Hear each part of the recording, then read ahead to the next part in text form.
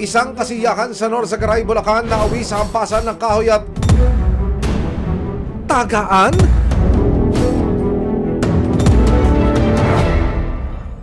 Binisita ng resibo ang biktimang si Michael kahit 4 na taon na ang lumipas. Hindi pa rin daw nawawala ang trauma na idinulot ng insidente sa kanya. Kamusta yung pakiramdam mo? Meron ba nagbago? Opo, marami. Ano yung mga bagay na yun?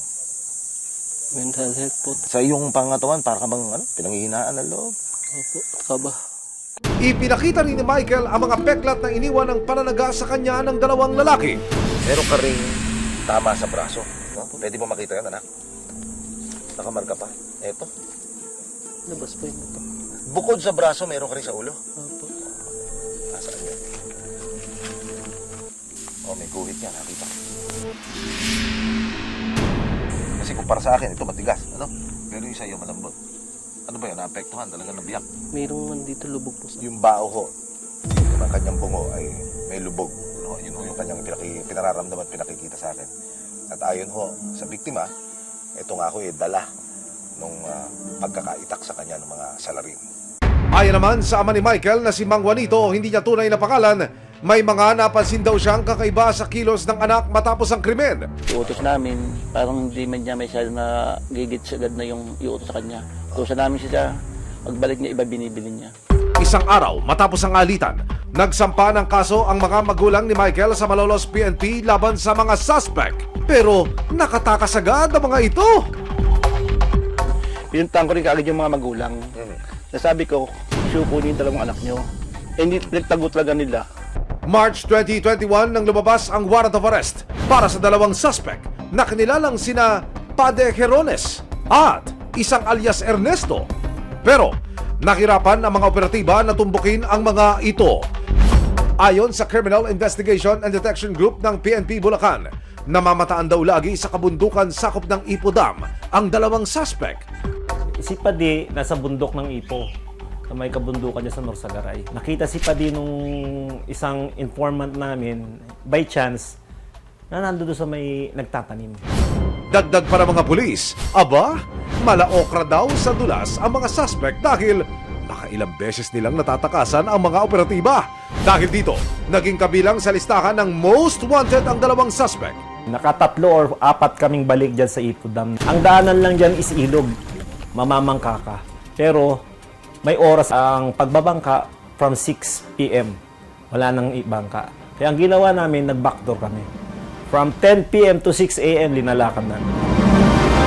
Para masiguro ang gagawing pag-aresto kasama ang resibo, nagsagawa muna ng surveillance sa mga operatiba ng CIDG Bulacan para matiyak ang kinaroroonan ng suspect. Makikita sa video ang pagtawid ng mga operatiba sa Ipo Dam sa Barangay San Mateo, Norzagaray, Bulacan. Maya-maya pa, positibong natukoy ang bahay na tinitirhan ng mga target, pati na rin ang mga lugar na pwede nilang takbuhan at pagtaguan. Gabi ng February 21, 2024, kasama ang resibo, ikinasa ng PNP CIDG Bulacan at 24th Special Action Company, 2nd Battalion, Philippine National Police, Special Action Force, ang paghuli sa mga suspect. Hindi tayo pwede kasi may mga istaktuan, may info na may baril. Hindi tayo pwede maghiwa-hiwalay. Matapos ang briefing, sumugod na ang mga operatiba at ang resibo. Hindi madali ang pagpunta sa target location. Pagkatawid ng ilog, pinasok naman ng mga operatiba ang isang gubat para matunto ng komunidad.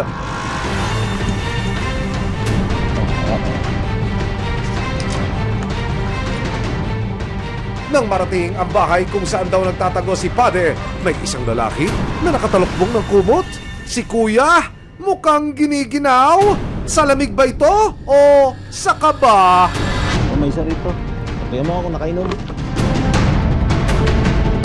Para makasiguro, tinawag ng mga operatiba ang asset na nakakakilala sa suspect. May pa-ID. Labas ka. Ikaw ba si Pade? Magsabi ka na, ha? Asitin! Papasahan nyo na!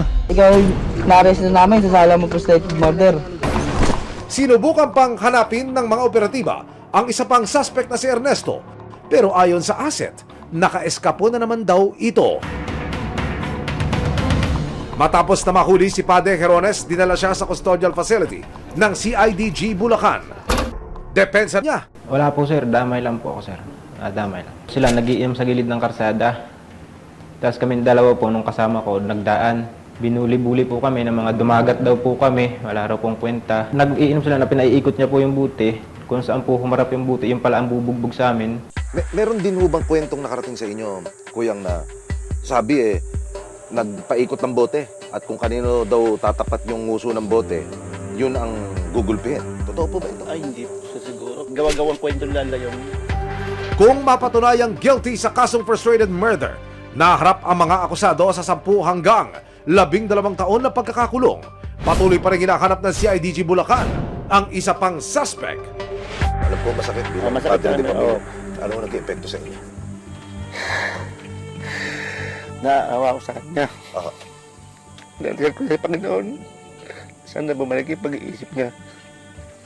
Malaking nga sa pasalamat sa kanila.